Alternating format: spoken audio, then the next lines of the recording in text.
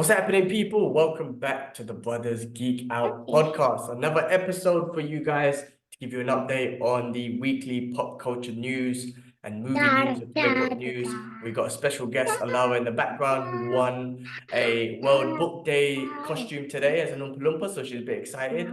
But as usual, guys, check the description to go straight to the Geek Out news. If you don't want to hear about what we've been up to, if you don't want to hear about some of our views on real world issues and stuff, go to the description. It'll be the first thing there. Geek Out news starts from here, so you can skip all of that. On that note, it's busy. It's Friday evening. For me, it's almost Friday evening for Kibbs. It's been a busy week, which is why we're doing the podcast tonight. Probably be out tomorrow, which is Saturday.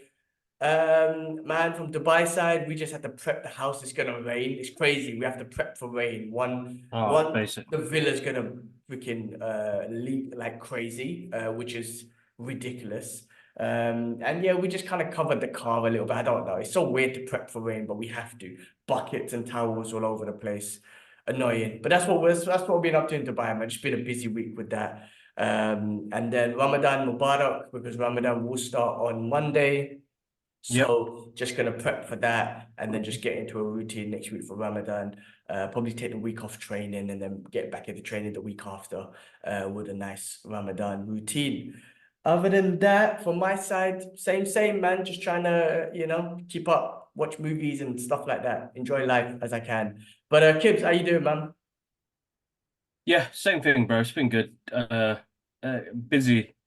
Yeah, it's been busy. It's a busy week. So much going on, and now we're both at work full time and trying to manage the kids, drop off school. So we're trying to adjust, which has been quite hard. But yeah, we're getting there, bro, man. It's not. I thought as an adult, it's not easy, but yeah, it's full on. It is absolutely full. This week was full on, and I've been going in gym like in the evenings just to try and burn that. Not burn. What am I talking about? Like take that stress load off, like punching the bag and stuff. But this week the gym is in refurbishment, so I haven't had the chance to go kick the bag or punch the bag up. I bought some wraps for my hand as well, thinking I can Buy some go like gloves. hard on it. You should I buy will get gloves some gloves too. after. Yeah. I got But gloves. Don't I have gloves at home? I might have gloves. You might actually no, they're probably in the shed all messed up and whatnot. yeah, I'll grab some probably this week sometime, but next week sometime. But yeah, all good, bro. Listen, man, it's been a busy week. Friday as well. Work's been hella stressful, and I'm looking for work, which I'm finding difficult as well. I probably applied for like over 100 jobs in the past month, bro. It is weird times in the country at the moment now, man.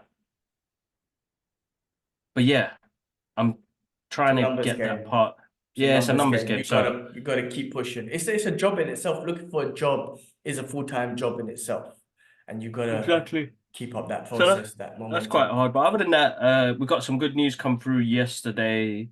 So I'm just trying to like sort that out. Hopefully, if it goes through, I'm not going to confirm anything now on the podcast. I'd rather wait till it comes through. I'm not sure if you saw any of the emails that came through. So two things I'm waiting for confirmation of, and then let's see if it goes through. That'd be awesome. Other than that, just catching up on things, man. I've been trying to schedule time to do some creative stuff as well, but I think plans are just going to be on hold at the moment now. We've got loads to go through, so trying to just sort stuff out. But yeah, the work situation is the one main priority because I feel like I'm undervalued in what I do, and I can bring more value, but there's things that they can sort out because I don't mind the job. The job's actually all right.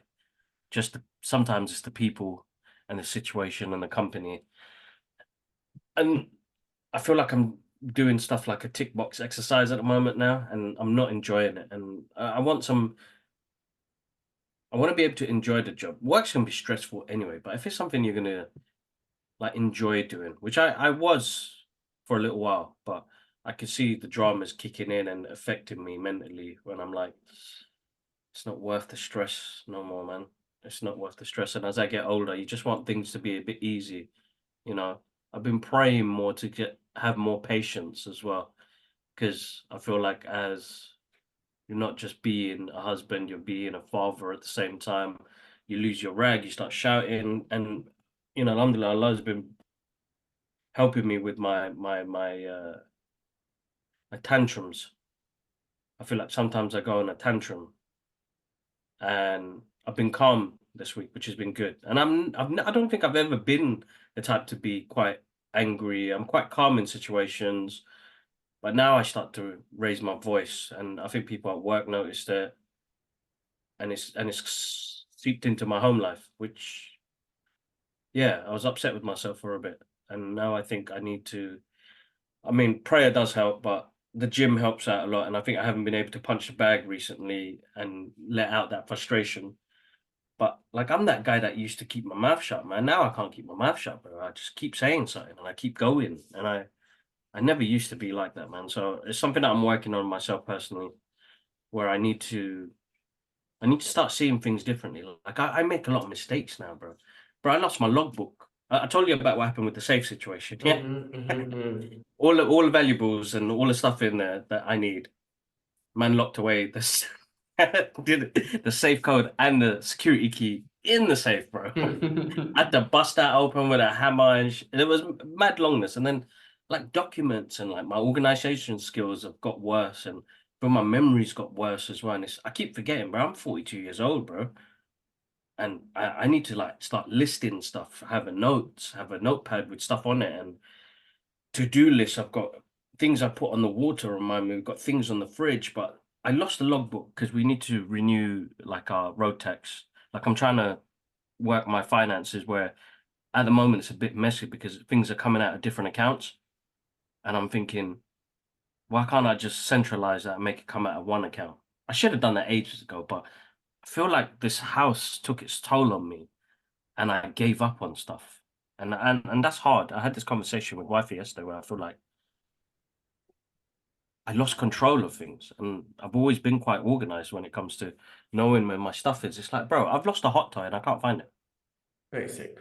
I think you lose a Iron hot tub. Man, one of the Iron Mans. I can't find it, bro. I've gone up in the loft 3 times this week, bro. Which Thinking, Iron Man? and it's so I think there was the Endgame one. So you had the damaged one, which I've got, and the non-damaged one that they released. What You did you do remember? with it? Yeah, yeah, I bring it back for you. It's here somewhere. I can't seem to find it, bro. So this weekend I'm looking to go through the shed, go through the loft. But you know what it is? You know when you go up, because I do stuff on a frantic basis, your mind's not calm. And you're like, where is it? Where is it? You're getting more stressed out, you're getting more angry, and you're like whacking your head in the loft or trying to get something down in the cupboard. You mash up something else in the process, and it's like, what am I what am I doing wrong now? And I think that's just because of my memory. My memory's got worse, bro. And like the logbook situation, just to get back to it, bro, I teared that because we've got box files with all of our stuff organized, like, mortgage stuff, bank stuff, we've got it all. But I'm looking through the car stuff and I'm like, I'm finding the old car stuff and I'm like, did we dash it? And like, I think I just need to go back to reorganizing again. And I think that's where I picked out where I'm making mistakes where, like, like our garden, bro, like this summer I wanted to be able to actually throw a barbecue in the garden and have my friends over. I haven't had that since we've got the place. We don't even hardly use the garden because garden, when I did fix it 2 years ago, we just left it and it's losing, bro. So it's like I need to get back on to prioritizing the prioritizing list on what's important, how I organize things, and like the least less priorities should go at the bottom. So like I keep prioritizing things that shouldn't be prioritized. I think I've always had that issue, and I need to start working on that. Like I do it, but I do it last minute, and that's where I lose. So that's what I'm trying to work on, is trying to be better at that, man. I just feel like that DVLA thing is so long, and the .gov website is basic, bro. It doesn't help at all. Give me a second, bro. But yeah, other than that, Yeah. bro, the No, I week hear has you. been I hear you. interesting. Listen, with that whole Hello? tolerance and being patient, maybe put yourself All on right, mute cool, if you that's ain't got fine. the phone. All right, so bye. Go. No, that whole thing about being tolerant and patient and whatnot. I just read that in a book that I'm reading called How to Be a Better Muslim and whatnot. It's one of the traits that we're supposed to portray as Muslims: be more tolerant, be more forgiving, be more accepting of other. It's not easy though, man. It's not easy. Like, listen, I can't drive out here without screaming at people, man. It's difficult. And I'm constantly praying for that to help, asking Allah, like, help me be more tolerant, more patient.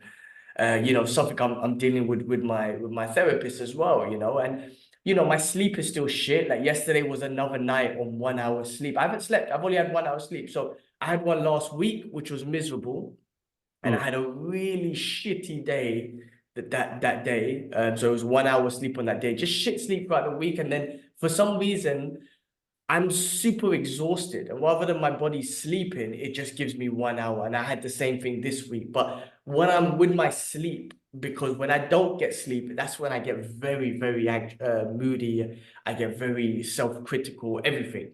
So I'm in the process of accepting myself. I do loads of things for sleep. I have a whole ritual at night. I have a whole ritual in the morning. I do go out and get the sun and try and get my circadian rhythm on point. Technology, all this shit, I do it all. But end of the day, just things ain't working. So the things I'm trying to work on mentally is accepting the amount of sleep that I get, rather than being upset over not being able to get a good night's sleep. So I accept it, even if it's 30 minutes, an hour, or 8 hours, whatever it is. I accept it. I wake up at the same time and I do my normal routine and I go through the day, and you accept it. So I'm trying to do that. And also I'm going to bed when I feel tired. I've given up on a bedtime. Now, my normal bedtime was always 10 p.m., be it 10 or 11, between then. And I'll always just, whatever I'm watching, whatever I'm reading, whatever I'm, playing games, I will stop and be like, all right, go ready for bed. And then you just lay there and don't do that. So I'm like, you know what? I don't care. I'm not even going to look at my phone all the time. When I'm tired and when my body feels tired and agitated, that's when I go to bed. So I've given up on bedtimes. I'm not going to do that, but I'm going to wake up on time, on the time schedule. But that's what I've been working on, man. It's not easy, man. The tolerance of just trying to be, it's hard, man. Even today, even yesterday, I've been just in a shitty mood, and because I didn't sleep today, I was even more in a shitty mood, and I'm just trying to get through, like, just trying to just keep telling myself, like, my therapist keeps telling me, just she says breathe, and I'm like, when people say that, it kind of annoys me. She was like, I know, but here's the science. And there's like a science behind the breathing and the calming of the nerves and all that sort of stuff. I'm reading a couple of books about being a perfectionist and how because I'm such a perfectionist in my routine and perfectionist in what I do, and I'm all about earning my rest days and sleep days. I don't rest. She goes, you don't rest. You don't do nothing to rest.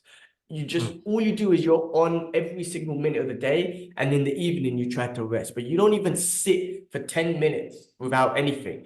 Even I was talking to my missus about it. She goes, you don't let, even if you're taking a shower, you multitask. You put the news on YouTube and you're listening to that. You don't do anything in one singularity. When you're taking a shit, I hear you put your things on. Can you not just take a shit without even putting the news on or listening to a podcast? And I'm just like, in my head, I'm like, when I'm sitting there taking a shit, right, I can either scroll through my phone, or what I try to do, instead of scrolling, because I end up sitting in the toilet for hours and getting numb legs, I just try and put on a podcast, and I put the phone aside and I just listen. So then I take the shit, I could just, finish up and go, rather than just keep on scrolling. But the point is, she's trying to, it's like you can't even do a single task by itself. Everything you do, including taking a shit, for example, there's a multitask element to it where your brain's engaged in something else. And my therapist said the same thing. You don't know how to rest. You need to learn how to rest. Meaning you sit here, you sit on the sofa, you sit on your bed, not the bed, sorry, avoid the bed, but the sitting on the sofa, just no TV, no phone, no nothing, just sit. No meditation, breathing, that's an exercise. Like, none of that. Like, no like, oh, 4 seconds here, but no, just sit there and relax, and just kind of clear your mind to your normal breathing. Just breathe normally. But you can't do that. You don't ever do Learn that. to switch off, innit? It's about learning to Exactly. switch off. And I don't have that. I know we suffer sleep issues because I got it as well. But like I was shouting as well, last night was hard. Day before was hard, couple of hours of waking up for the kids and stuff. But we're too connected, bro. It's something that I heard on a recent podcast as well, which was Jay Sean, he goes, we're not built to have that much connection to stuff and multitasking, bro. And it's true, we're not. We've got so much around us that keeps our brain still engaged. Even if we're not on the phone, even if we're not watching TV, there's something happening that keeps our brain engaged. And it's important that it's trying to get that thing to switch off. Like we went out last week to Camden Town, I can't remember, to go get some food and just get the family out of the house and the rest of it, bro. But bro, about 5 minutes of it, bro, I was losing, bro. I was like, this is horrendous, man. How do people come out here, man? It's so busy. You don't want to be in that, and then you just want to be in your own zone, and you were rushing, and then it was like, oh, this turned out horrible, man. Just horrible. And it's like we could have just went to the park and run around and have some food there, to Yeah. be honest. It's Like, and hard, those are right? things we need to do because you just disconnect from everything. But it's hard, bro. Yeah, definitely. Not Yeah, gonna lie. I'm the same. I don't like driving into the city. Like I want to go out for dinner, but I don't like driving. It gives me anxiety. I avoid Dubai Mall and all these big malls like as much as possible because I just don't want to be around people and whatnot. It's a weird thing, man. As I Mm, get older, I just want to be more secluded and stay at home. But then, I do want to get out the house and stuff. So yeah, I listen, man. As you get, it's crazy, man. As you get older, when they say life gets harder, man, it's true because the mind, the body, everything is I don't want to say not deteriorating, but it's it's not the not resilient same. enough. It's not Yeah. resilient. It's not And that it's resilient no not more. when you're young. I just remember those college days in youth. I had no issue sleeping 16 hours a day. Like there wasn't a worry in the world. And now there's so much, and people say, like, what are you worrying about? It's like it's not even worrying, like you're thinking, but you're an adult, man. You've all these responsibilities from whatever Mm, it is, man. Like living in this house is a responsibility, shopping and whatever. There's so many responsibilities, man, and it's just constantly playing. And I don't rest. I really don't. Even my therapist was like, "What do you do to chill?" I'm like, "I don't know. Watch TV." He goes, "No, no, you're engaged. You play video games." "No, no, no, you're engaged. Watch UFC." "No." "What do you do to rest?" "I take a walk." mm, "No." Like I'm like, "Then what?" She goes, "You don't even sit and do nothing. You sit and do something. You take a walk and do something. You sit in your cold plunge and you meditate." No, like you don't do it. I'm like, man, I know. And I still don't do it, even though it's my homework. My homework is to do 11 minutes of sitting and doing nothing. I still don't. And she goes to me, "Don't schedule it." I'm like, what do you mean? I'm like, I can schedule it. I could book 10 minutes off at work and do it. No, no, no, no. It needs to be spent. I'm like, I don't have to do it. She'll go, exactly. Look at your life. You have to schedule in time to rest.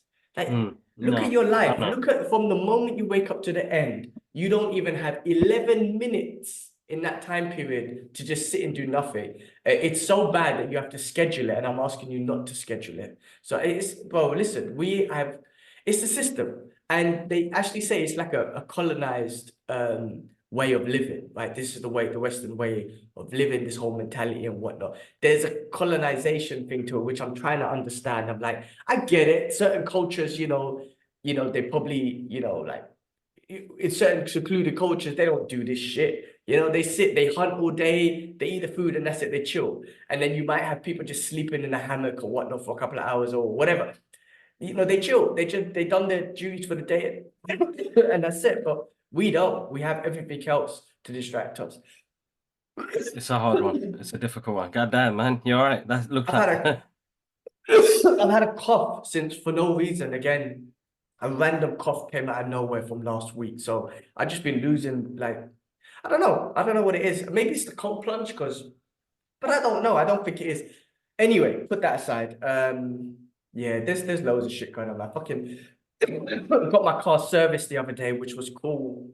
But then I mm, noticed on the inside with my door, they cleaned the inside of the car. When you open the door, there's these little rubber seals.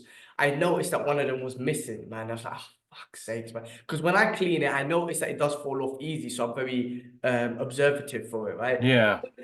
They obviously cleaned it, it dropped off, no one took notice, and now it's missing. And I'm like, fuck's sakes, man. So I emailed them and usual, and you know what happens as usual, man. No one fucking responds. And I'm kind of like trying to just find another replacement thing I could put in there. Which you'll find, bro. You will find a replacement for it. It'll be Yeah, cool. I'm just It's replaceable. It's just a long I know I'm just process. annoyed. I don't there's a little hole in the car in the door seal now. And I mean I don't drive around in the rain and whatnot anyway, but the point is water could go in there. And I don't know. The point is, it shouldn't be missing. And now I wish they responded, but that's that. You know what I'm saying? That's just to Dubai service, man. I just had the car. And this is what I'm saying. It's a new car as well. So when something is thing, you're just like, fuck sakes, man. It's only been 6 months and now that's missing. But it's a minor thing. I could find these another little rubber thing somewhere. Just gotta find one. But shit, man. I feel like every time we talk, it's always about our stresses and struggles and whatnot. There is good things going on, guys. Like freaking No, work. of course, there are always good things going on, but I think the main thing is, and I think what people need to know is, and I think people have been asking me, like, you okay? And I'm like, I'm not okay. But it's okay not to be okay, you know? I think we live in a world now where a lot of fakeness and people go on like the things are easy and, you know, I'm living it large. No, man. It's not like that. That's the Instagram They're world. selling you. That's the Well, just Instagram in world. general, bro, in a lot of ways, though. I think people do it in society normally now. It's become that norm, bro, where people are like, yeah, man, life is great, blah, blah, blah, Uh, but I've been speaking to one guy named Alan at work, and, you know, he's going through a fair bit himself, health-wise and family-wise. And he's always there early with me, and we conversate, and we were talking about The Crow, and, you know, last week, we're going to touch base on it We're later gonna on, talk but, about you know, it, they announced Bill Skarsgård as the new Eric for the new remake of The Crow, and we were talking about how you know we're big fans of it and the rest of it. And he saw the clip on Instagram and he was like, "I love this movie, man." And he bought me. Well, I don't know. He probably had it in his collection, but he had one of those badges, one of those pins where it says it can't rain all the time, and it's so true, bro. Because you put that in the perspective of our lives. Sometimes it just rains all the time, bro, and it's just like it's depressing and it's hard, and we keep pushing and we keep trying, and that one sentence, and he says in that movie, it can't rain all the time, and it's true. You will have that moment of clarity, bro, and that moment of peace one day, but those that's how you balance it out, isn't it? The good with the bad. So it will get there, and it was a nice gesture when he gave that to me because I was struggling, bro. Same thing, man. Lack of sleep, work stresses, trying to work out how, you know, what the next steps are. I feel like we've progressed so much with what we do. What more? I've still got to have a plan. I still got to have a goal, but I still have to go through the hardships of getting to that. And I think that kind of put things into perspective when it was like it can't rain all the time, and it's true. We'll have them good moments, bro. We've got to balance it out. But people need to know, you know, like I think hopefully some, you know, people that do watch this and the listeners as well,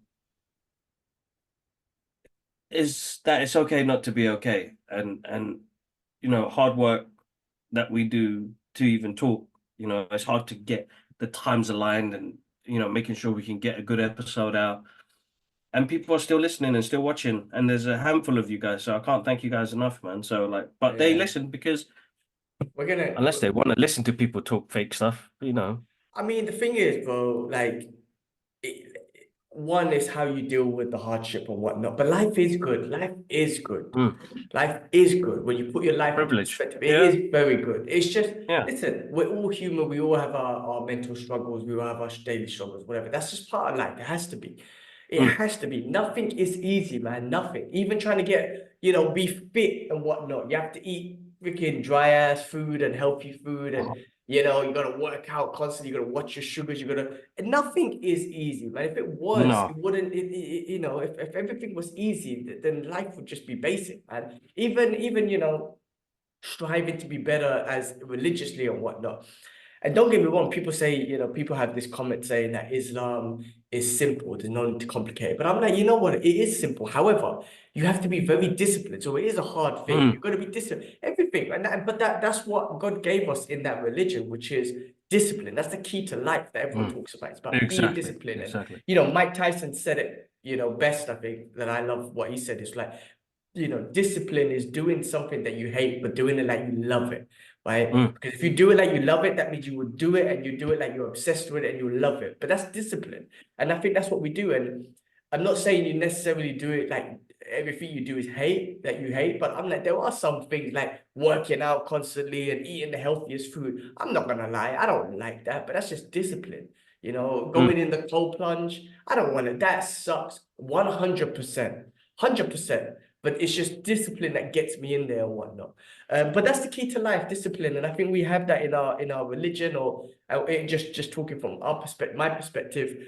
And that's why, you know, I'm learning more respect for the religion and trying to get more closer to it and whatnot. But man, listen, it's how we get through it. And it's good to talk about it. I think it's good to acknowledge the hard stuff you're going through. And then also it makes you relatable. I always say this, man, like the journey is what makes human beings relatable, not the end goal. Like the end goal, some people reach certain heights that you can never reach, and everyone has their own different goals anyway as individuals. But that journey to get there, the downs, the ups, that's the most relatable thing between any human being, because everyone goes through that journey. A lot of people just seem to hide it. I don't know why. It's like they don't want to talk about it. But I'm like, that's cool. You don't have to talk about it. But I feel comfortable talking about it. I feel comfortable expressing my vulnerabilities because it helps me. It helps me learn more about myself. No, exactly. It's But no, man, important, bro. It's important. It's important. everything is good. I actually one fun thing I did. I went to check a new Punisher statue, so the one I sent you, and it looks Yes. awesome, bro. It is awesome. It's Punisher on a Punisher throne, and the throne is the biggest impact of this figure.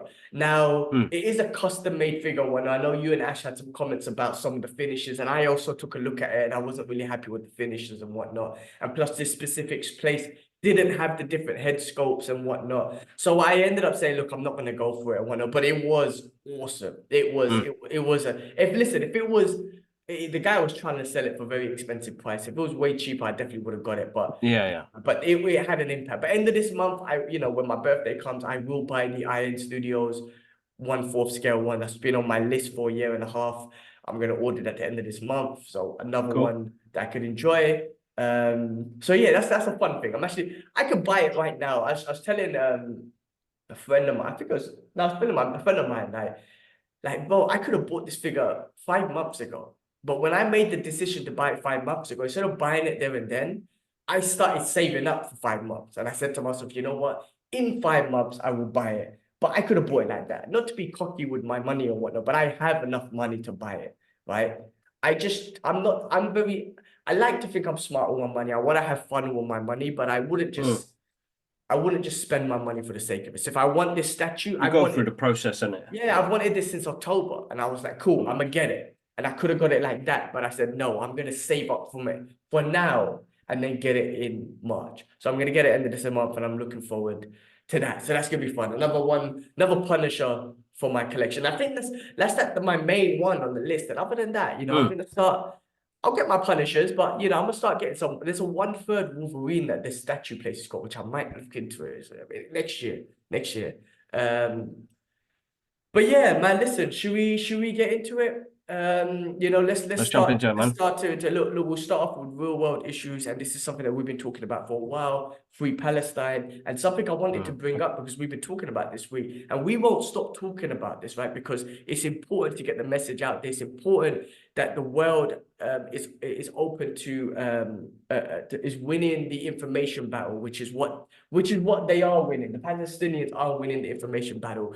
These mainstream media publications will never post the real story. And if they did, the world's perception would have changed a long time ago. But because they've been very biased towards one side, it's really dehumanized the Palestinians. And I really do think, I don't know the process, but I think these media corporations and all these, I think they are complicit to this genocide, and they should be taken to court as well. That's what I believe. But like I said, always, guys, we're not here to report the news, but what I'm saying is we're here to give our thoughts. What I was getting at is, if you notice, our views have dropped completely since we started talking about it. Completely. Since October, when we started having this little, every week we'll talk about the Palestine situation, our views on every video has dropped. And we didn't even get that many views anyway. So all these technology companies that censor people, they are all complicit to this genocide, right? And they will go down in history as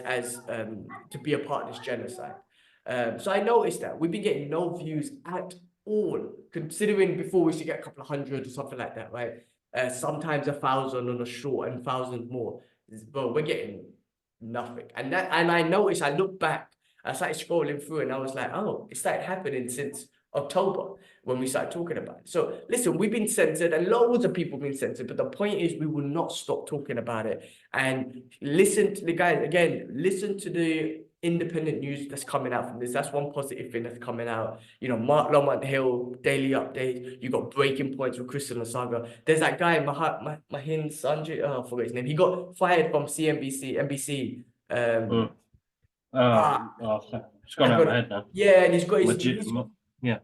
yeah, He's got his own media like, company out now. yes, yeah. What did he call it, man? I gotta check because these guys, we need to follow them to get the real news, not just one side of the news, because they will still report bad things that will happen in Israel, whatever. Like you need to know the full scale of the news, but they will not be blocking the numbers of the Palestinians getting killed or whatnot. They will be pushing that news out there too. I will try to find his thing, man. Machid. Anyway, I'll try and find it. But yeah, bro, I don't know. Like today, I was listening to some shit. I posted it on my Instagram. That idiot Biden. I mean, the US had they vetoed 4 ceasefires, and now all of a sudden, they're like, oh, we're gonna create a port, and with this port, you know, we're gonna aid what do you call it? Humanitarian aid into Gaza. People are dying. Listen, Gaza, people are not starving in Gaza. They're being starved, right? They're being starved by the Israeli government and the military, right? There's protests, or the so-called protesters, but they're terrorists who are not allowing the aid to get in. The IDF, the Israeli government are not allowing the aid to get in, and they're starving the Palestinian people. They're not starving, they're being starved, right? So we need to get that straight. I can't find his thing, but if I find it anyway, I'll bring it up. So that's that, you know, when the US were talking about they're going to build a port and they're going to allow that. I'm like, I was just listening to Breaking Points, and they were talking about the logistics of this port, and it could take like 6 to 8 weeks to build. And it's just like, what? All of this could be avoided if you just caused a ceasefire, but you chose to veto it, and then on the side arm Israel to bomb them. And then there's this whole thing about there's this gas line, or there's this gas and oil in Gaza that they're trying to get, which is worth like 500 billion or something like that. So there's this whole thing there as well, which seems like that's what they're doing. So it's just heartbreaking, man. You're seeing people, you know, there's people starving, children dying still.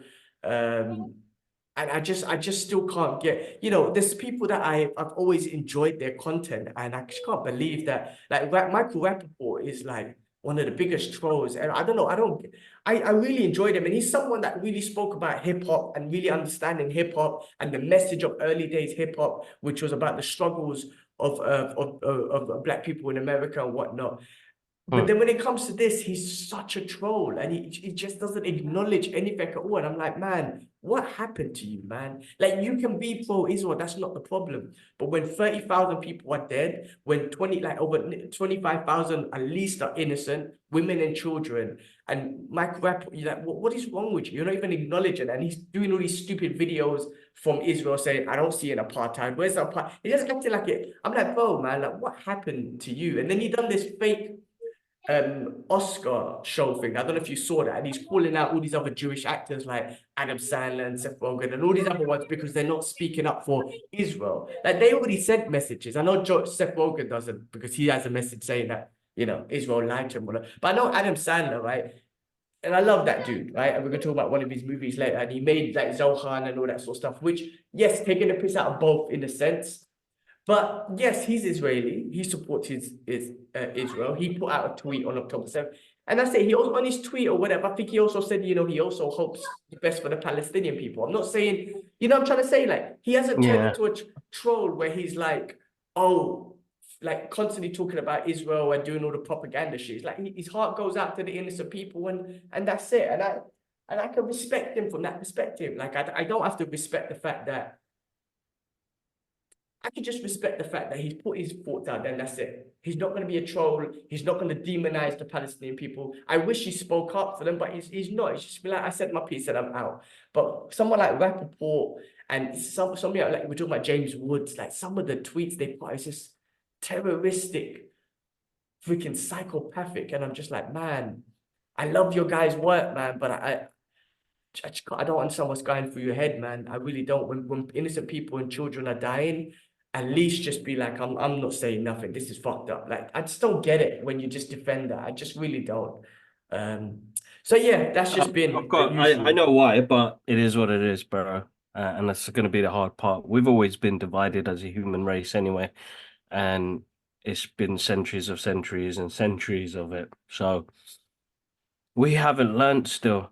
And you know what? Most of us who, where we grew up and how we lived, we know. We know. Like, I'm not going to vote again.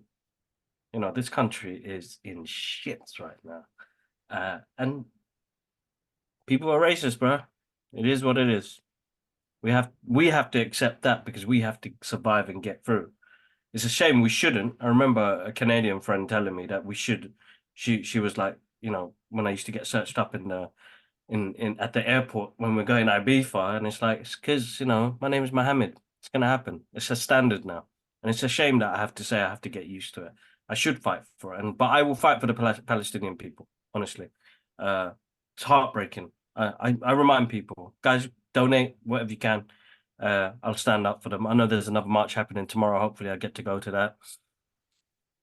But yeah, Oh, I think I found it. the I world, found bro, something the with world. yeah, I found something with Mark Ruffalo. Mark Ruffalo's always spoken out. Yeah, boy. Not It's in our about name. and you know what it is? Yeah, exactly. Not in our name and all our, like I said, the true Jewish brothers and sisters who really follow their religion, they know because it's not a religious thing. Remember, guys, it's a Zionist thing. It's not Yeah. a religious thing. Ruffalo's always spoken. It's not about religion, what do you call it? Being a certain religion or people, it's a humanity thing. That's what people don't Mm, understand. Like people say, we're on the side of humanity.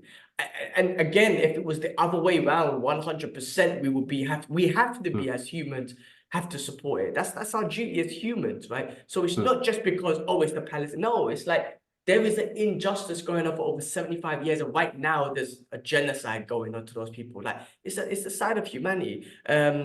Man, I've got him right here, Mark Ruffalo, with who is I see his face right here, man. But give me his name, man. Um, it's weird that I can't remember his name at all. Mahindi. Anyway, Immortal Techniques is another one who's been always, I mean, his music always spoke out anyway. Um, Listen, man, I'm not gonna get his name. Forget about it. You guys know that not only can I not read names, I also cannot remember names. But anyway, independent news, guys. Check out independent, support independent news. The New York Times has been getting, I've been cussing George. Listen, I work for the Wall Street Journal, so I get it too. But I've been getting George because the New York Times have been coming under so much fire over some bullshit. Did you hear about this, bro? Basically, on October the 7th, after that, whatnot, there was this woman that they hired who's got zero experience in journalism. She was an ex-IDF soldier or whatever, Mm-hmm. worked I there. heard. She's never published anything. And then she started doing all this fake news about people getting raped and whatnot. The family that she interviewed in Israel, now they had a tragic situation and people died and whatnot in their family, but what they didn't know that they were going to use their family's report about mass rape and whatnot. And there's no proof that there's still, bro, there's so much thing. Again, you got to see these independent news where, fuck, I got to find these news because he done a segment on this, on debunking all the lies from the Israeli news from October 7th and whatnot. Anyway, this New York Times hired this woman. They put out a piece about all this rape, which was all fake.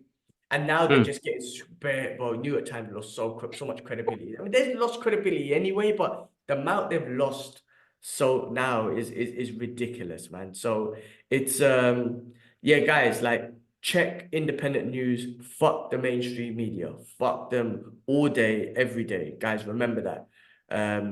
That's where you'll get the real news and the real perspective. So you can make a real objective judgment of where you be it believe or don't believe, but you can never get a true objective judgment if you don't know No, both exactly. sides legitimately, rather than just one Exactly. side feeding you with bullshit.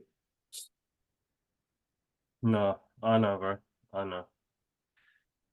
Oh man, I wish I could have found his name like that. It's like, like this is the way my brain works. Like I know him 100%, and I know his name begins with M, and I just can't find it. Even if you try and search for it, I just can't find it. I can't type in M. I don't even It's know all the right. second letter or whatnot. These are the sort of things that frustrate me a little bit because it's like you should know this. Like I can't. You know what? I was talking to my missus the other day about my But phone number. we're not. I Yeah. don't even know my phone for a year and a bit now. Every single thing you have to give out your phone number. I cannot. I to this day can't even memorize my own phone number at all. It's like my It happens, brain bro. is completely shut off and said you don't need to memorize your phone number. Like it really just blocked it off after Same. thousands of times of repeating it. So anyway, this is the way thing work. My brain's just not working anyway. But um. All right, cool. Listen, should we move on real quick Let's to go, bro. other Let's do this. real world sort of news? Listen, this is okay, I'll finish with this one, man. I'll finish with some positivity on real world issues. Mhm. But let's talk about another we lost another legend. And when I say legend in the anime world, man, Akira Toriyama dies Yeah. at 68, the Toriyama, creator of Dragon Ball Z, rest in peace. rest in peace. I'm not gonna sit here and say I know everything about him, but I do know Dragon Ball Z, and that was a big part of my childhood. I got some figures here, I got some figures down here. Like, not just me, Dwayne actually sent me the news. Like everyone, like I've seen it all over. Dragon Ball Z, and I'm sure there's more that he's done, but Dragon Ball Z specifically is a massive part of so many people's lives. Just like Batman, Superman, all that sort of stuff. Dragon Ball Z is up there. Goku, Yeah, Vegeta, the yeah. whole lot. And he 68 is quite young. I don't know the cause of death and whatnot, but a legend. And listen, this is a perfect example of an individual who lives on the other side of the world in Japan, a whole different language, and he has left a legacy for the world to remember, which is Dragon Ball Z, which is Goku and Vegeta and Super Saiyan. Well, I remember the first couple of days of YouTube, there'd be people trying to turn into Super Saiyans, and they'd be on here for 10 minutes going, like, I mean, the imagination he put in people, that all that sort of like, that what he put in, I don't know, the energy and whatnot, and the love he put into and the connection he brought into the world. I Exactly. mean, that's a true Exactly. connection of people around the world just knowing Dragon Ball Z and whatnot. So yeah, rest in peace to him, man. I mean, that's I'm not gonna say it hit me hard, but I was like, oh shit, that's like I was like, oh man, that's a tough one. Just because of Dragon Ball, man, and what he's created. So legacy, man, that's another legacy right there. No, exactly, bro. I think Japanese artists, manga, he's been doing it for years to create characters, to put them out there in the world for people to love and enjoy. That's an amazing, I think for as an artist, and you always, and this is me talking from my personal experience, you just want to leave something behind for people to love and enjoy. Like when I tell people like my Instagram is for my kids to enjoy, they go through it. Maybe not the Brothers Geekout podcast one because we swear and all the rest of it, but like for them to have good memories, for them to know that I love them dearly and that we have great memories together. Like that's the one thing Dad did for us was he took so many pictures and so many videos of us so that he remembers those and he watches those to remind himself of bringing up these kids. You know what I mean? So it's amazing thing to do It to give is. a part of you to the world, bro. Like Dragon Ball Z. Like I know this is like I said, Captain Planet was your era. You and Ash, you guys like indulged in that. Dwayne as well.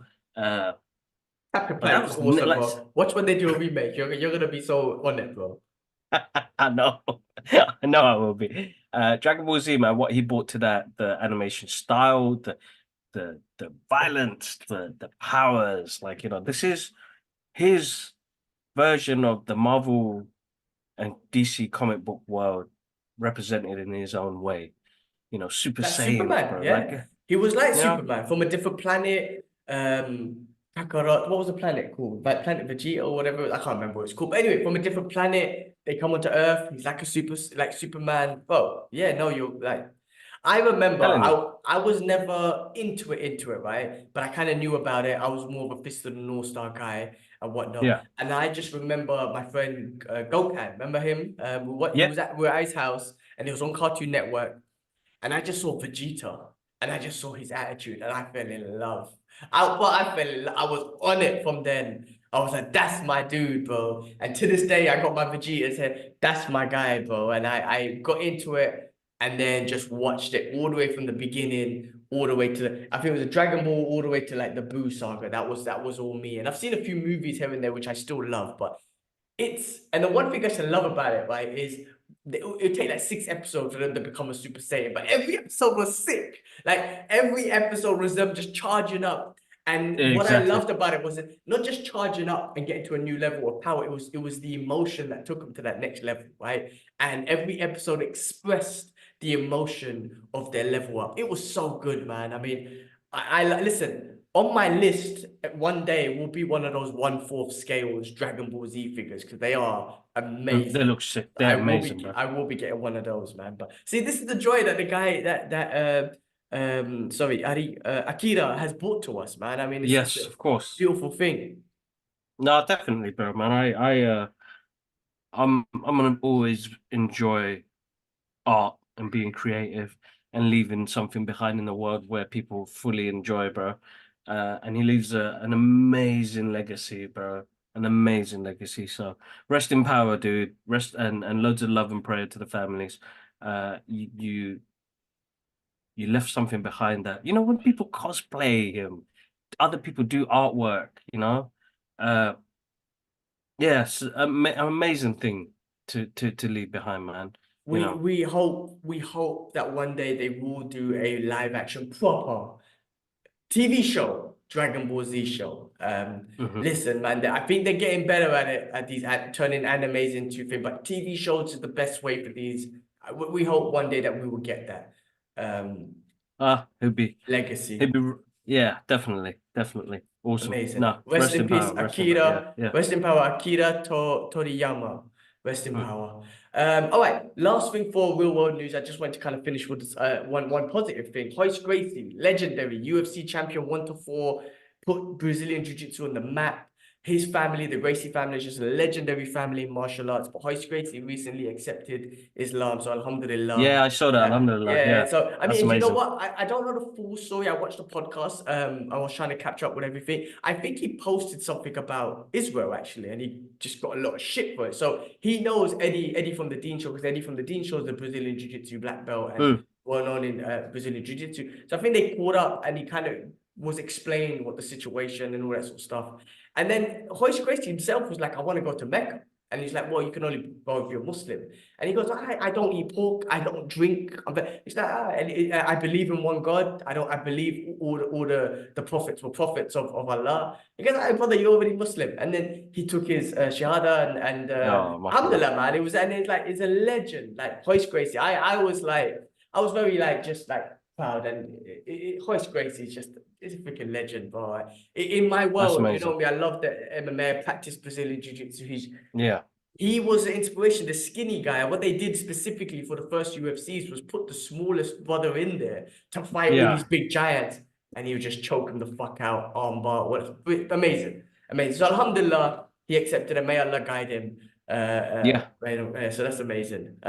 Cool. Well, look, that was real world issues. Let's move on to things we watched because there was a few things we watched this week, and I watched this week. First of all, starting off with June 2. I got a chance to watch it finally.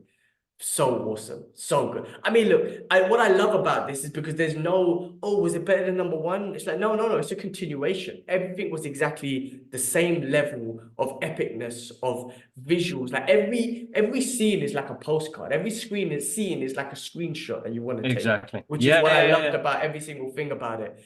And the character, the costume design, the character looks are amazing. The sound, I complimented the sounds from the first one. The sounds are just amazing. I was talking to someone the other day, and I was like, "Listen, I think to some people, this could be a very slow-paced movie, and even to me, in some other world, this is a slow-paced movie. But there's something so captivating about this movie." From a visual perspective, from a story perspective, from the characters and the actors and everything, where I'm just captivated. But in another world, it's a very slow-paced movie. And what's his name? Timothy is just really, it's just there's something about it, man. He's really good at this. I'm starting to like him as well, bro. I think He was in that film with Steve Carell where he played a drug addict son, and it was a really emotional. I thought it's a boy. You know what? Let me just find it, man, I because think I know what you're talking it's gonna. about. I didn't realize that was Uh, Timothy. yeah, that was him, bro. It was called. Is that the one with Steve Carell?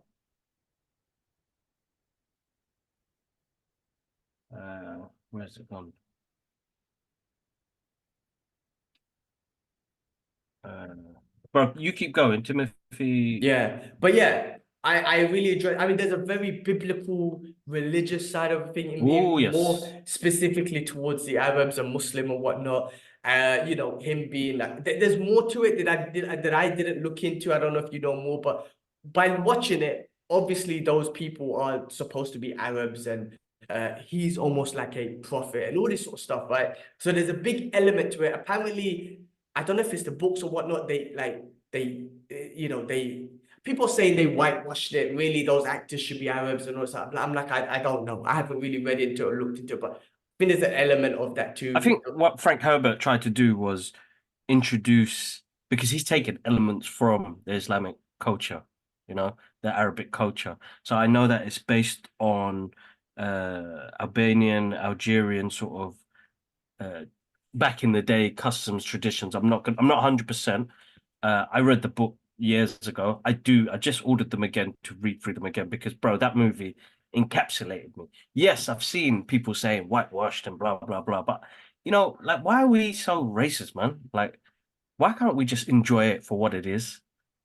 You know what? The way I see it is like it is a great movie, right? It's amazing. So I'm not gonna take that away from. Exactly. I'm not gonna. I mean, yes, if they did, yes, you should have. Okay, I think you should have. Yeah.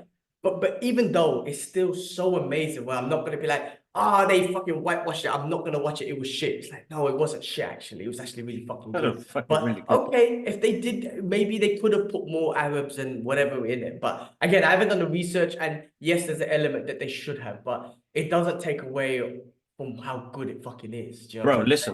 listen. So the movie I was talking about was called Beautiful Boy with Steve Carell, but Timothy and what's his name? What's the actor's name? Timothy and Harvey. Hold on, I'm bringing up the cast now. Uh, Come on,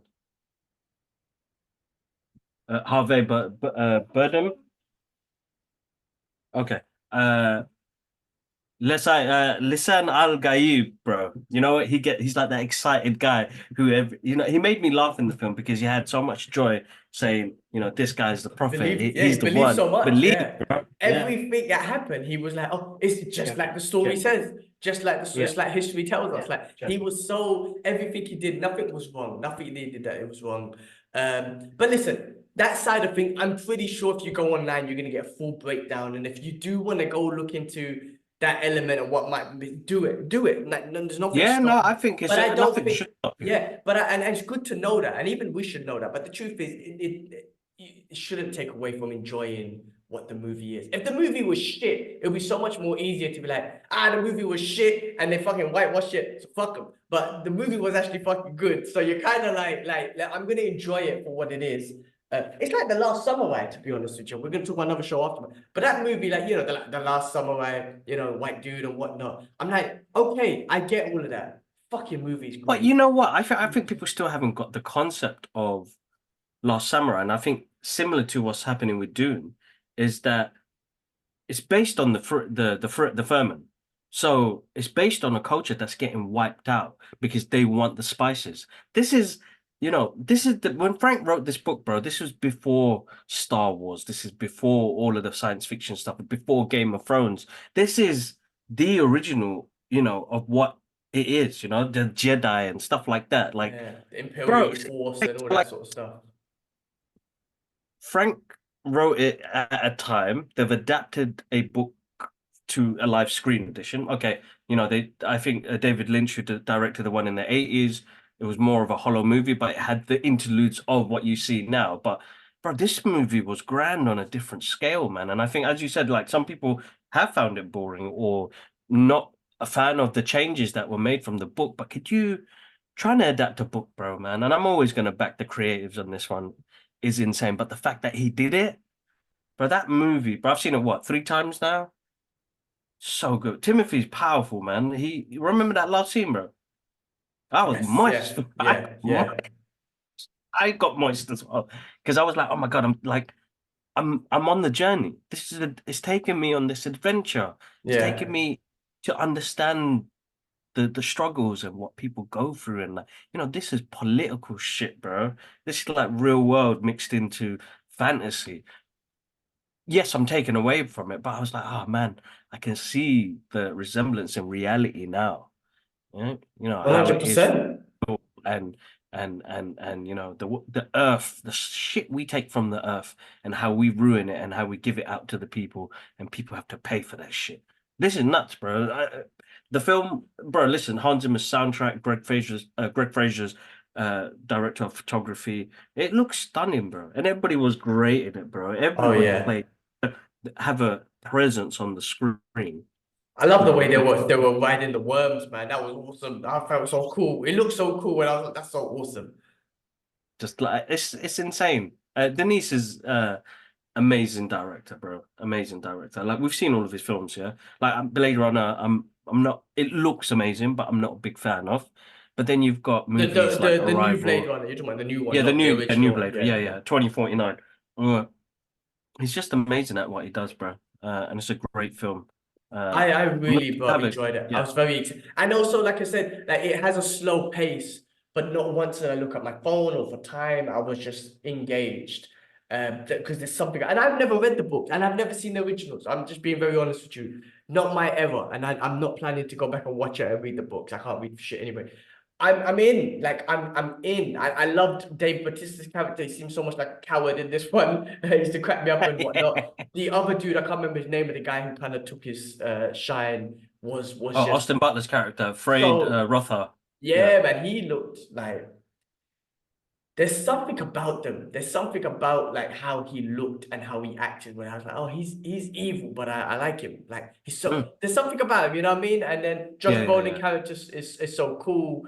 Yeah. Um, I really enjoy, and then that the main again I don't know names, but the main general who's the blob who can't even walk without his oxygen and shit. He just Oh, looks Baron Voldemort. creepy Voldemort. creepy bastard, man. Just such a I creepy. If I saw that floating around, that would scare the ever loving shit out of me, man. know. Yeah. And the thing is, you did feel scared because you're like, "Oh, who is this beast, man? This floating beast, man. I like, it, man. Move away from me, man. I'm Said scared." Christopher Walken's was awesome. Oh yeah, And Emperor. Yeah. I have to be honest with you, I'm still, I do have to watch it again. And I should have watched the first one again because I was a little bit lost in the beginning trying to remember what happened. So I do recommend watch the first one again just to get a recap and whatnot. But what do you call it? I was trying to figure out, oh, they're related and shit. This is all relation Oh, and all bro, that that's sort of when stuff. it I'm gets like, deep, what bro. the fuck? So You know when he yeah, stabbed him and it was like granddad. I was like, yes, he yes. he saw the vision. He could see, he's see, foreseeing. It's like foreseeing the future, and his vision gets more clear. Uh, I see Paul's journey, him growing as a man. There's a scene where he goes, he's talking. I think he was just sitting there and looking at the scenery, and he was like, telling his dad that I found my way, and I found that quite emotional because the beginning of the film is of him learning so much about the firm and about the business and the trade and the type of person he is, a duke and all that business, to suddenly having all of that ripped away from you, to having nothing but revenge on your mind, thinking these guys tried to kill my bloodline, Hmm. but then to find out that you're part of that bloodline is insane, bro. It's sick. Yeah. This is Game of Thrones, bro. You know what I mean? On the next level. But some of the tactical stuff they did in that, the Furman did in that, it was brilliant, bro. I love, the amount of culture they put. This is a made up language, bro. Is it? I It's a mean, made up language, bro. damn, okay, okay. Yeah, that's They went awesome. in, bros. I They mean, went it's in. similar to like Avatar, right? Because he made up, Cameron made up the language and all that sort of stuff. And this should get Yeah, its respect for doing that as well, because that's like bro. if you ask me to make up my language, make up a I'm gonna be like, like you know what I mean. But the way the way they make up a language, I would never have known it's a made up language. You know what I'm trying to say? Like Exactly. I would have been like blah blah blah blah, blah made up some. You could tell that it's fake ass shit. And again, that comes down to creativity. That comes down to Yeah, just a different way of thinking. I'm trying to, when you draw a picture to make a language, like some people can think of this shit. You can't ask me to do that. I could never like write a language. I can't even write English in the fucking anyway. It's crazy. I really I think I get older, I kind of admire I admire almost every element. Like when you tell me that, I yeah, just admire the skill set of like someone sat down or a group of people sat down and was like, yeah, let's make up this language. And the fact is, this group of people, whoever it is, they invented and learned a new language. They could probably speak in their own language right now. You know what I'm trying to say? Like you admire those things. Like I say, I admire the visuals. That everything is a screenshot. Like yeah, I'm not a visual. I mean, I'm not an artist. I'm an artist in other ways, I guess, martial arts. But yeah. I'm not an artist.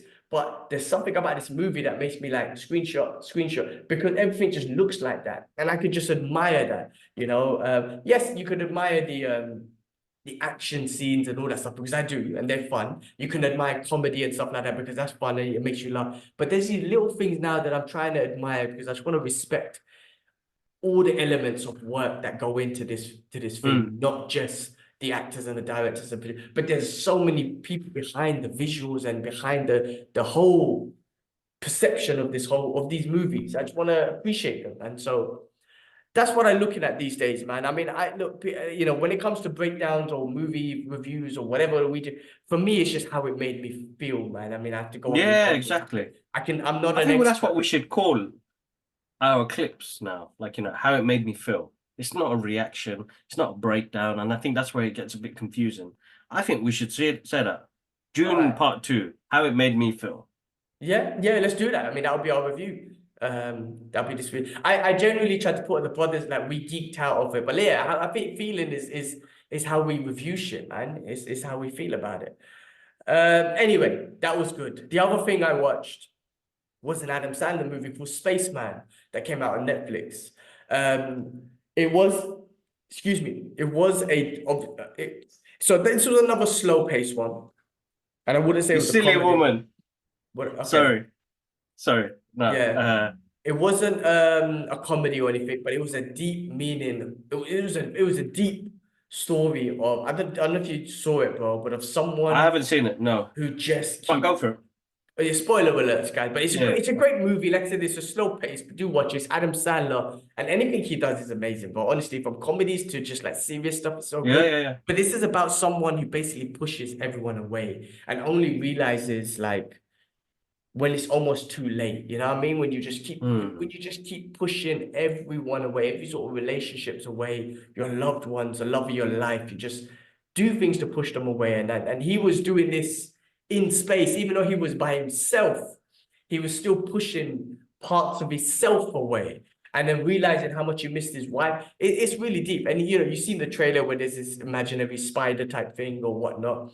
And that's him. That's a part of him. And in the beginning, it was more about he's pushing that away to at the end, you know, kind of accepting it and you know, realizing that So that's the what spider was him, basically. it was a part of him. It was like a vision, you know. The guy was up there Yeah. lonely. He was like the loneliest man on the planet. He's like, I'm not lonely. But even whether he was on space or on Earth, he actually was lonely because he's pushing everyone away. He's pushing his wife away, pushing away friends and everything. There's something about it. And then, yes, there was an ambition to get to space, and there was something that happened in the sky he went to investigate. But the point is, it wasn't just that made him push away. He was pushing people away.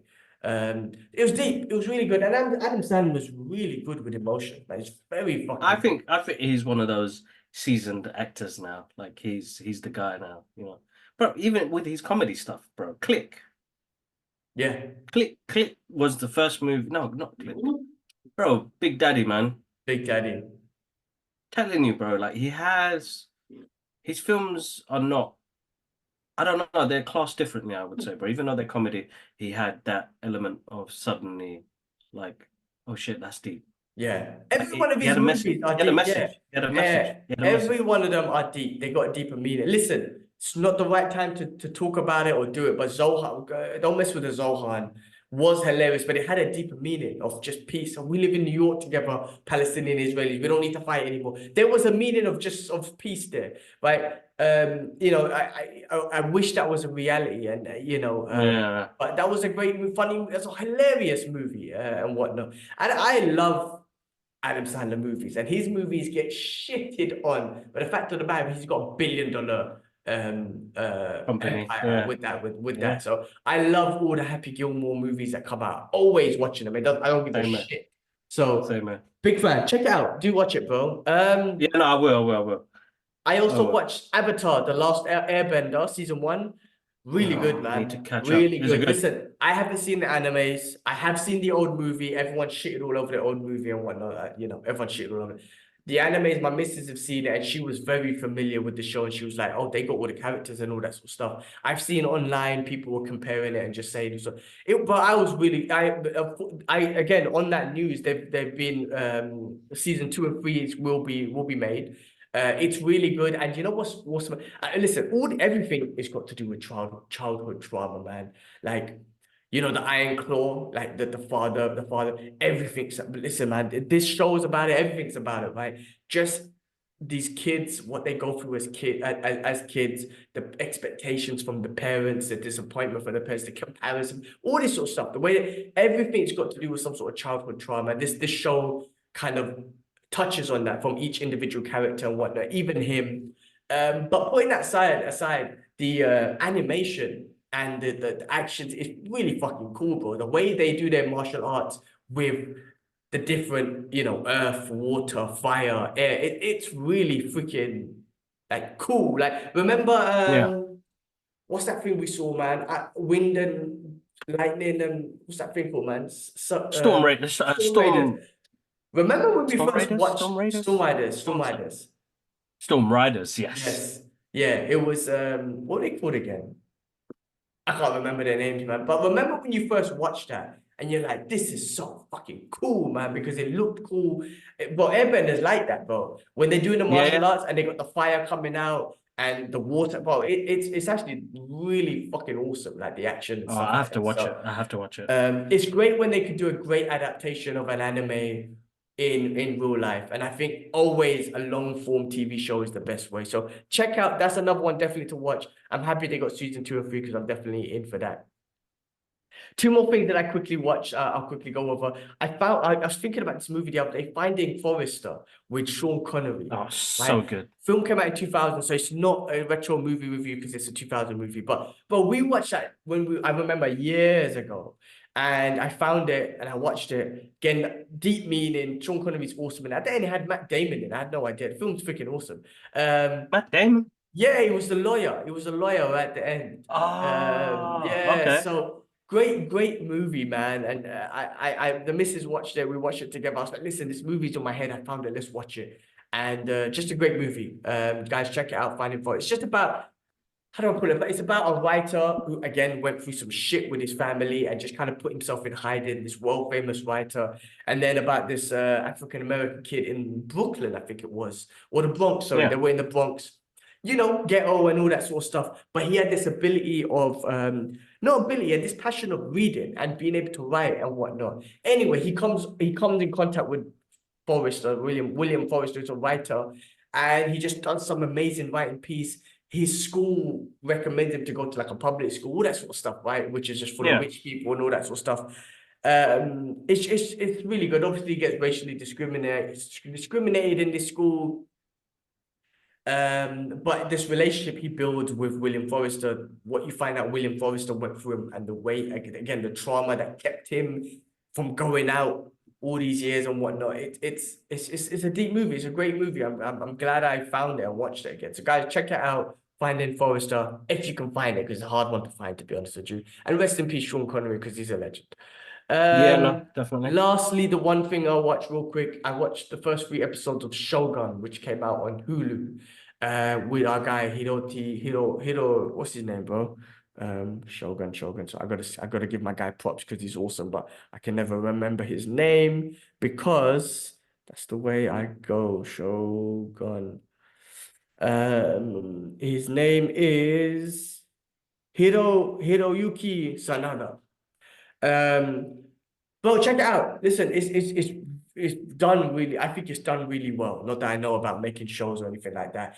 I think it's based on real life history and whatnot. There's been getting a lot of credit on what's the word? What's the inclusiveness and whatnot. Yeah, Making yeah. sure they're Japanese actors, which makes sense if you're making a history sort of show on Japanese people. Of course, it's got to be Japanese actors and everything. Just the visuals, the clothing, like the costume. When I say costumes, the clothing that they used to wear back in the 1600s, it's got to do, from what I'm trying to understand it still, it's got to do a lot with, of course, colonizers coming over from Portugal, colonizers coming from England, Hmm. and then bringing over Christianity in Japan. And then in Japan, there's four families.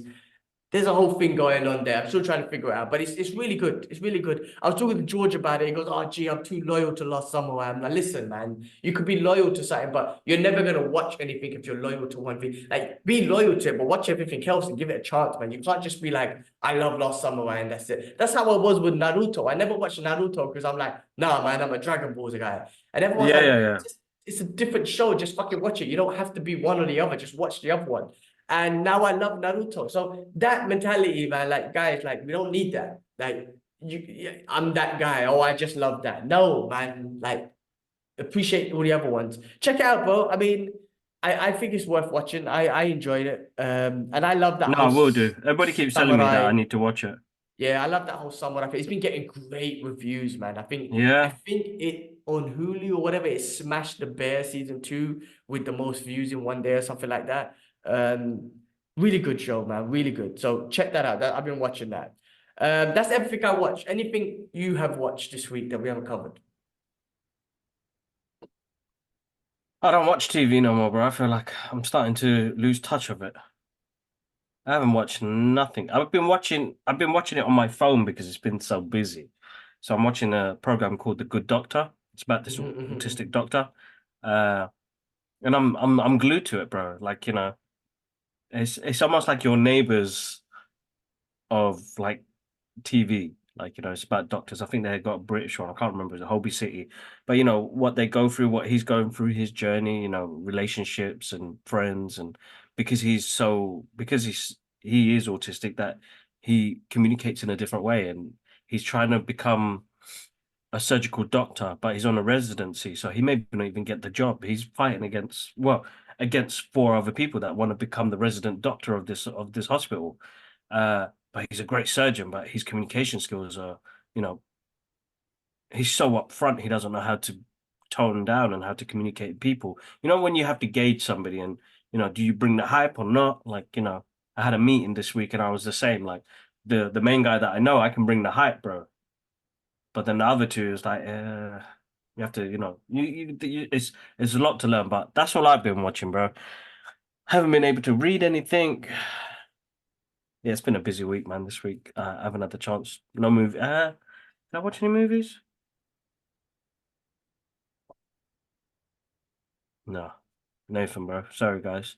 I've been What basic this happens? week. I'm the guy who watch. Honestly, I don't know how I find the time either, but I do try and find some time to watch stuff if I can. Well, let's move on. Let's move on to what we have read. Of course, I'm still reading the Punisher Max story, but there is one other comic book news that I have.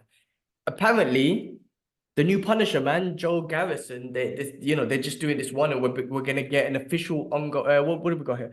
Punisher will be in Daredevil Reborn and get Fury. An official ongoing with Frank Castle reboot is incoming. Oh, So Frank Castle, well, listen, we all knew Frank Castle's coming back. Let's be real, when they kill him off. How many new Punishers have we had in the years? Right, Punisher of the Future, a female Punisher, an African American Punisher. So, well, there's so many. Frank is always the Punisher. Look, we're in a story now, right now, with Joe Garrison.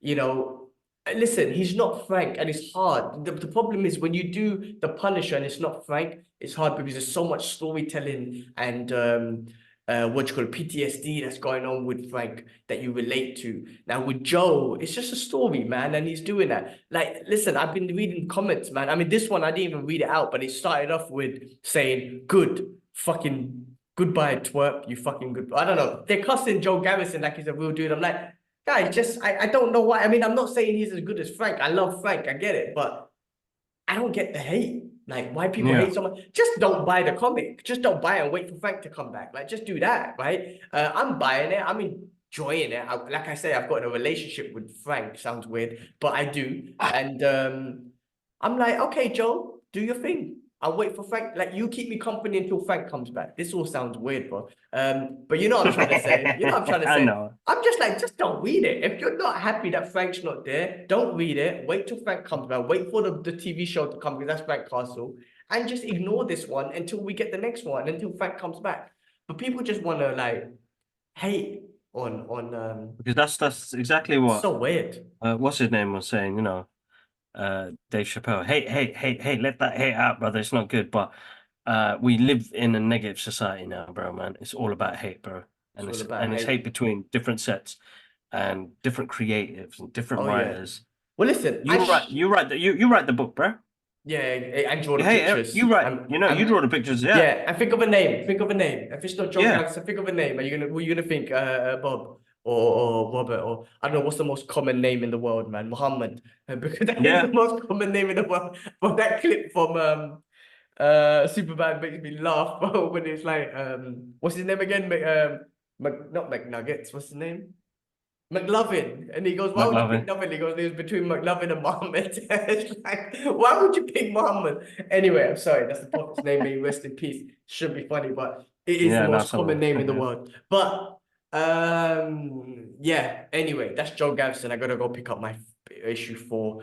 Okay, cool. Well, let's move on. I got one quick news for the MCU. Apparently, Vinnie Jones was offered a chance to return as a Juggernaut in Yes, Deadpool that's 3. right. That's And right. apparently he said that his comment was, it's such a drama putting that suit on and mentally and physically. So they couldn't strike a deal. I think he just couldn't be bothered to deal with that. And I think, I saw the clip, bro. I saw the clip. So he was talking about, they offered him the role and, he had to put the suit on and they didn't have the budget for it to put him in the suit. And he was still kind of upset about the situation about, I'm playing the Juggernaut from the X-Men. This is big, this is big for me, you know what I mean? And they cut out a lot of his scenes, bro. I didn't know There's that. more I of him. They mean, cut. Because he became an extra, he goes. And I felt for him in that interview because you're like, Moist, I'm going to play this character, Luz. I'm in there for yeah. I mean, 30 seconds. that movie was shit, to be honest with you. No, bros, I'm But a back it, bros. I'm a back it. I'm a back it. what, With X-Men Moist. Final Class or whatever the fuck it was called. What was it called? No, What the it was final, called? What was that called, man? the That movie. last stand. Oh, it was so No, bad. man, Moist, bros. Moist. I love it, bro. Sorry, brother. I'm gonna But he watch it was tonight. cool as I'm a joking. juggernaut. Listen, as a juggernaut, he was cool, but obviously he's not he didn't look. Anyway, that's a shame, of course, man. You got Vinnie Jones, of course, being excited to play a mutant like the Juggernaut, and to hear that Yeah, that exactly. is deep, yeah. Yeah, no, it's important, bro. I think, you get to play something a character like that, and you know what, he was like in the interview, he was quite excited, bro. You know what I mean? He's like, "This is big, man. This is the X-Men." You know what I mean, bro? Do you know what I would do to be a part of the X-Men, bro? In any form of way, bros. Even if they said you colored in Wolverine's blue underpants, I'd be that guy, bros. I don't Yeah. care. Like, That last blue dot on the underpants, you do it. I'll you do know what I mean? That's that. what. You know what I mean? So like, it's an One honor, one bro. one PP touch. Yeah, you know, it's uh, it's an honor, man. It's a great thing to be a part of something like that, and it's like I say it to everybody. This is the 2-year anniversary of me having my name next to the Batman, bros. So like, that's what it is about, man. You're honored with these great moments where you're, you know, doing something that you really enjoy and a character, you know what I mean? And it's like you get failed in the process. And now, I felt for Vinny there in the moment. Yeah, He's such a sometimes it's geezer. unfair on actors because it's not them, right? It's the directions, it's the studios, it's the budgets that Yeah. holds it back, which is a shame. It would have been amazing if he could have come back for this one and then kind of, some sort of redemption if that's how he felt. Yeah, exactly. Anyway, yeah, it is what it is. That would have been awesome from some sense. I can't wait for this movie. Considering they wanted to get him back, I can only imagine who else is going to show up in this movie. So I'm super excited. Now that has really kind of put things into place where you're thinking, I still don't Ooh, want to get really? excited though. I still don't want to get excited. I No, want to go with a I fresh know. mind. We're gonna go in with a fresh mind, bro. Sylvester Stallone as the Punisher. Oh, that was fucking cool. That was cool. Who put what? Where did that come from? So it's basically a website, or it's the Facebook group called Alternative Movie Realities, and they put all of these super like the 80s and sorry 60s, 70s, 80s, and 90s actors in superhero movies. Like you saw Michael J. Fox as Spider-Man. I can see that, bro. Mm, You yeah, know, yeah, yeah, they yeah, put yeah. you put Rambo, John Rambo as the Punisher. Like, Perfect. yes, I can see that. Perfect. That was Like, good. there was So another good. one, like, a couple of things in there, and I was like, this is a good Facebook page. I'm gonna follow this guy, man, because he's using AI generated art. I still have my questions, but he's using it creatively, where he's using that. You know what I mean? Like, that's the stuff that gets me excited. Listen, sick. But anyway, we were saying, you know, we will keep it going, man. I would definitely would have. That he looked good. Listen, the Dolph Lundgren one was also, the Punisher, so I'm Oh yeah, biased, which is cool. yes, yes, But yeah, yeah, remember he didn't even have the skull. It was just like his knives had a skull on it. But yeah. I don't even think he had the skull on his chest. But No, anyway, I didn't. Dolph Lundgren was the Punisher at one point.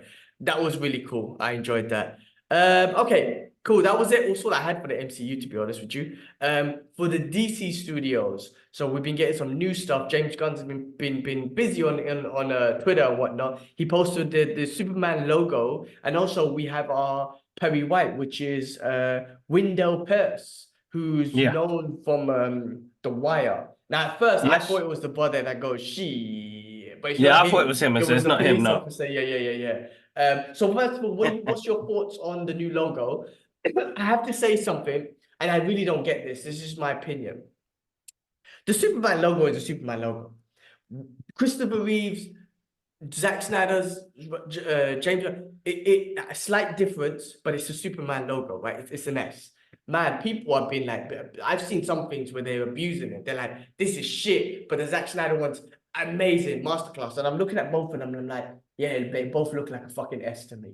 Red, white, and blue, or red, blue, and yellow. I'm like, I just don't get why you just force it to hate something that really just looks like the same. It's like why you're in a capital S and a capital S in a different font. And you're like, oh, I don't like it. It's not S. Like, I'm like, I don't get it. But People have anyway, lost people have lost their enjoyment in things, bro. I'm telling you, like, don't get me wrong, man. It was Superman's birthday.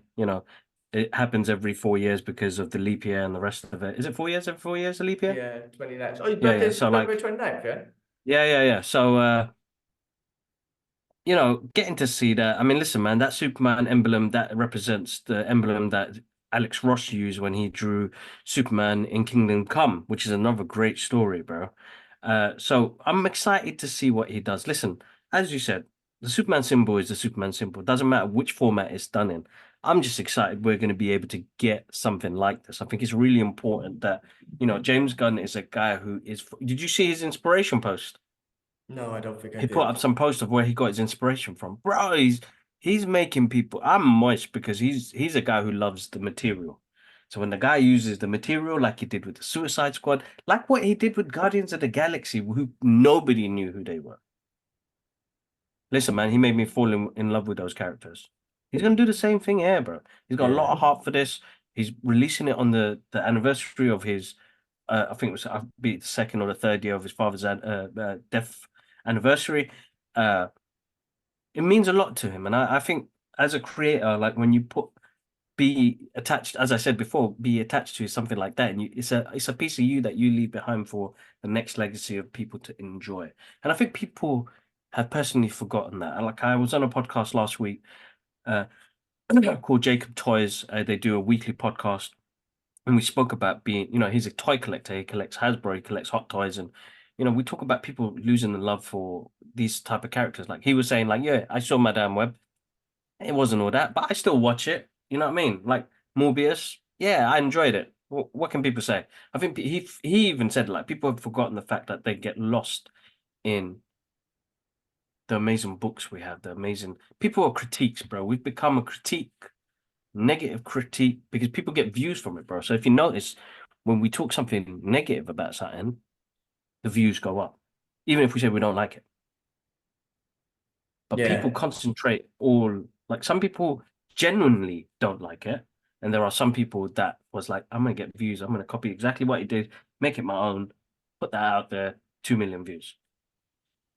But nobody wants to put out positive messages no more. Nobody wants to go out through things like that anyway. But Everyone listen, wants bro, to be, I'm everyone wants to moist. shit on things and try to be creative about it. I mean, listen, man, you take all the Superman logos and put it on a t-shirt, and you go anywhere in the world, it doesn't matter whose Superman logo, which adaptation it is, everyone's gonna be like, oh, Superman. Everyone knows what it is, regardless of Exactly. the style it is. I just don't get where people feel, but it's an iconic thing, and I can't wait for it. And then Perry White, I mean, I'm sure he'll do an amazing job anyway, so I've got no qualms with that. That looks awesome. Okay, cool. Well, that's it for the DC Studios news. I'm gonna quickly go through other movie news, and then we can finish off with this week's retro movie reviews. Movie reviews. Cool. So, other movie news: The Boys season 5. We haven't even got season 4 yet, which is coming out in July. So keep giving them because I fucking love them. So I hope I can't wait. So I think they got greenlit for season 5, which is awesome. Naked Gun remake in the works with Liam Neeson. You know, Yeah. yeah, what's his name? The original was what's the guy's name, man? Leslie Nelson. Leslie Nelson. So they're looking to do a remake. And you know what? Liam Neeson can be funny. He can be funny. So this He can be, but it'd be interesting to see his take on it. But those are classic movies, man. I love those they movies, are. man. They should. One of them should be a retro movie review. We'll get there. We'll get on that on the list. Yeah. Director Takashi Yamazaki aims to produce a film as a response to Oppenheimer. I don't know who that. Oh I think that director is that the Godzilla guy? no, I don't think so. But that'd be interesting. That's very Because interesting. yes, because He those were the wants to people do that the those were the people that stuff. suffered. Those were the people that suffered. People forget that was hundreds of thousands of people dead in the land just because you felt like you wanted to bomb them. So regardless of the movie and those are the people that suffered. Filmmaker, It's visual, funny. It's funny blockbuster. he's doing that. That's actually quite interesting that he's doing that. Yeah, I think it's Godzilla, you know. I think Godzilla's one of his. I think it is, bro. Minus No, one. Yeah. minus one, yeah. Yeah, yeah, yeah, yeah, yeah, yeah, yeah. All right, listen, good on him, man. Because like Clint Eastwood did that movie, Flags of Our Fathers, and then he did the other movie of the response of Letters from Iwo Jima, which had Yeah. Ken Watanabe in it. I think that's where I first saw Ken Watanabe, who played uh Last Samurai, You have to give both sides of Katsumoto. the story, yeah. Both sides Oh of yeah, especially definitely, something. bro. Look, man, I was talking to the missus about the other day about the propaganda and colonization and bro, when I was young, man, cowboys and Indians, everyone wanted to be cowboys because they're the good guys. And as you grow up and you learn, you're like, hold on a second, they were the fucking bad guys, man. They stole the land from the Indians, man. That was their land. Those people were fucking freedom fighters. But in the movie, you got John Wayne looking cool as fuck. You got Clint Eastwood looking cool, and you're like, damn, they're so cool. They were the bad guys. And you Mm. know what I'm saying is you got to give both sides of the stories, man. Oppenheimer was a great movie, great cast, and there was a lot of a lot of what's the word, the emotions behind the end of the movie, like what have we done? But the fact of the matter is, it's the only nation in the world to do that, and the Japanese suffered hundreds of thousands of people dead. So there's a right for them to make a story from their side to be like, well, this is how you fucked us up. Don't forget, motherfuckers. You know what I'm trying to say? Like, don't you forget. We're not gonna allow you to forget. No, bro, and they need to, bro. They need Yeah. to. They need to. Okay. Moving on, The Brother's Son, which was a show on Netflix, was axed after season 1. I really enjoyed that show. It was really freaking cool. So I I don't know need to why they watch axed that. it. I haven't even got Yeah. to that yet. It was successful and they still axed it. So I don't know what happened, but it is what it is. The Crow. Okay, so there's been controversy and we brought up earlier and whatnot. Now I know his looks different, like the long hair, the face, it's was different. He almost looks like the Joker, Gerard Little's Joker type of. I see that in him. People are not happy with the way he looks. I, of course, listen, Brandon Lee, and that's going to be one of the retro movie reviews. I think we'll definitely put that on the list, the original Crow. Yes, we've got to. We've got to. But yeah, I mean, if you're gonna remake it, it's kind of hard when you kind of take the look away as well. You know, the long trench coat with the long hair. He looks like, yeah, you know what I mean? I mean, there's a look that I feel like they should have kept. He almost does. When I saw the pictures of this new guy, it did remind me a little bit of Gerard Leto's Joker. But that's my Mm. opinion. What was your thoughts on The Crow? Listen, bro, I'm good with adaptations and differences. The problem is we compare too much. It doesn't bother me. I think Bill Skarsgård is an amazing actor, bro. He gave us It. He was the Duke in John Wick 4. He's done an amazing catalog of movies, bro. I think he's going to be great, bro. I got no issues, bro. I'm looking forward to seeing what they do and how they adapt this story. Listen, the original Crow is always going to be stuck with me. I'm gonna love that movie, man. It can't rain all the time is one of my favorite quotes. You know what I mean? So it's like you're giving me another movie. I'm happy. So I'll, I got no qualms. I'll take a look. It's hard when you just remake it. I think when you do a remake, it's tough because it's hard not to compare. But let's see. Let's see what happens. All right. The last one, other movie news. Joining the Karate Kid. They're expanding that cast. The new one. Boom. Min-Na. Ming-Na Wen, sorry. The girl, the lady that was in like Mandalorian and Boba Fett. She's going to be in this new Karate Kid. So I don't Okay. know. This might be good. You got the collaboration with Jackie Chan and the original guy. What the hell is his name? Ralph. Ralph Macchianos. Yeah. So let's see what they do with this. Let's see what they do. I'm excited. All right. Cool. Look, let's move on to the final segment and finish off with retro movie reviews. And this week we are going to talk about Cyborg, 1989 Bah. Van Damme movie. Now, this movie, this movie, bro. Listen, it's you know what? Yeah, I'm not gonna lie. As I was watching it, I was like, this is a cheesy ass motherfucking movie. I'm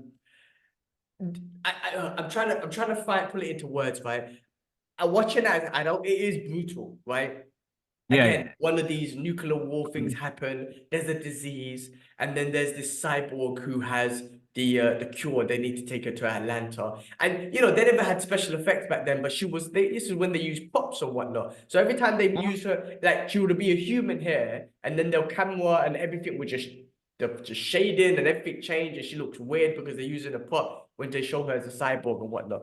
But then, of course, when the world is in this way, you've got these different gangs and whatnot. And in this, you had people. There was a biblical element to it, where they kept crucifying people. It was brutal. Some of the scenes were brutal, where they were just killing women and men, just for the sake of killing. That's what they do, right? Uh-huh. You got young Van Damme in it. Fucking cough, man. You got young Van Damme in it. There's again understanding his character. I'm watching this after a long time, right? And I can understand why we couldn't watch it when we were kids as well. Like we had briefly watching because loads of ass and titties in it and whatnot. But young Van Damme with his long hair was funny, bro. And you could just tell that bro, that's not you. That's not your hair.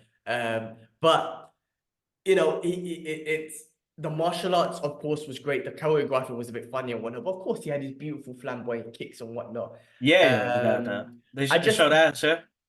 he didn't actually. He didn't show that on I this think one. there He was a got up, bro. scene. No, I think there was, but I think like It actually was like got up. little peek of There Van must have. Damme's I think ass, I think bro. I got up and clapped because I was like, "Where's that ass, man?" I swear I could put a whole segment together of Van Damme's ass in the '80s and get better views, bro. Anyway, if you don't see his ass, then there's something wrong with the movie back then. But the acting, like I mean, okay, it's back then. I'm not criticizing or whatnot, but the acting is just like very, very like over the top. And the bad guy, One of the them B main, movies, isn't it? It's like yeah, extravagant.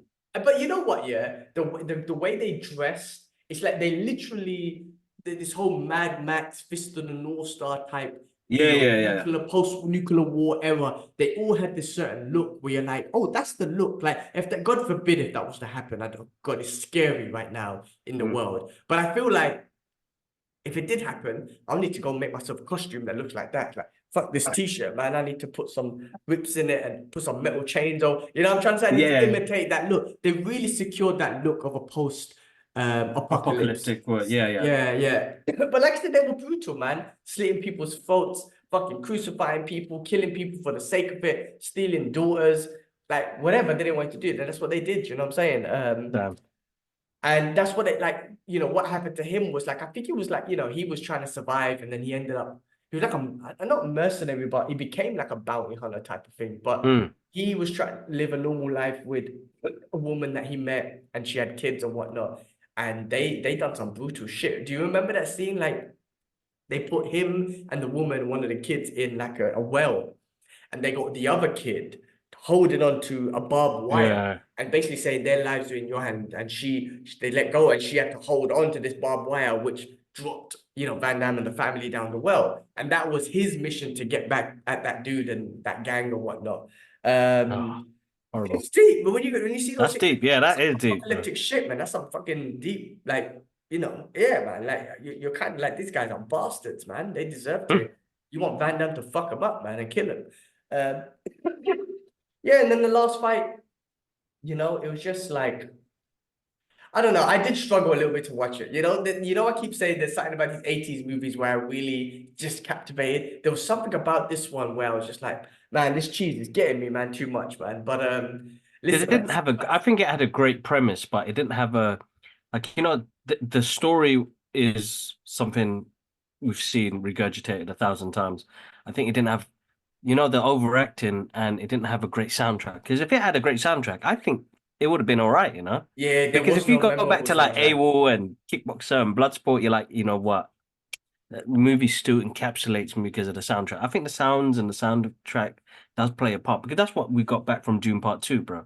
That music encapsulated me, man. Every time I hear that tune now, bro, I get goosebumps, bro. I'm like, Yeah. Hans, man, Definitely.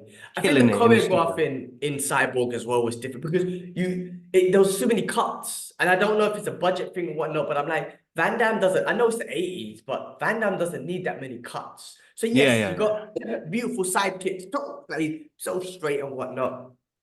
You got his spinning kicks, but there's a lot of cuts, and you're just like, Mm. I'm not seeing his flamboyantness in this movie as much. So some of the action was a bit like, just like, I'm not seeing what I want to see. Yeah, yeah, yeah. No, exactly. All right, man, you need some water, man. Come on, let's wrap this up. I got this fucking phlegm in me. All right. Well, that was this week's retro movie review. Guys, do check it out, Cyborg. I mean, Yeah, yeah, check it. I mean, it's one to watch, and listen, I want you guys to interact with us. You come back to us and tell me, kids, man, that was basic, man. Why you make me watch that for? and But I just want recommend to hear one. your response. Recommend one to us so we Recommend can a watch it as retro well. movie. Anything Uh, before, anything 90s, 80s, and earlier. Nothing yeah, 2000 and about. That's not retro yet, I nothing don't think. 2000s, so it's not retro yet. But Yeah, go on, yeah, Pips. Why don't listen, you take us out, man? I'm gonna do a little quote because it's been not playing on my mind, but it's something that I've been listening to a lot more, and I can't remember who said it, but I saw it on like a TikTok video, and I saved it, and it was like breaking generational curses.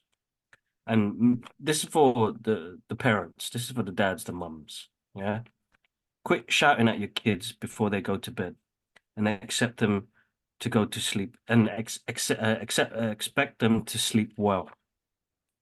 Quit shouting at your kids in the morning, right after they wake up, before they go to school.